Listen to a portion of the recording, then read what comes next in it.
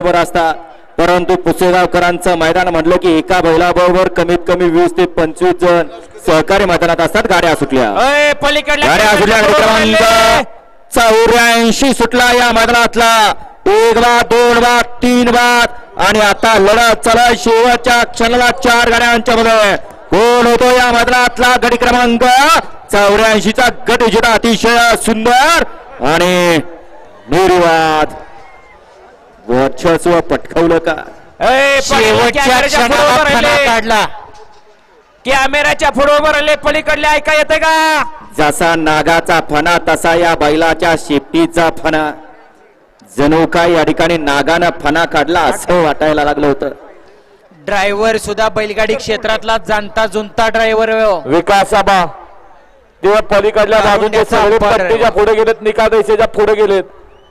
पलीकडले सगळे मागे घ्या, पूर्वेच्या बाजूचे या 85 लावून घ्यायचंय. मैदानाची शिस्त ही शेवटपर्यंत राहिली पाहिजे. आणि 95 वाले सज्ज आहात का? 84 चा निकाल.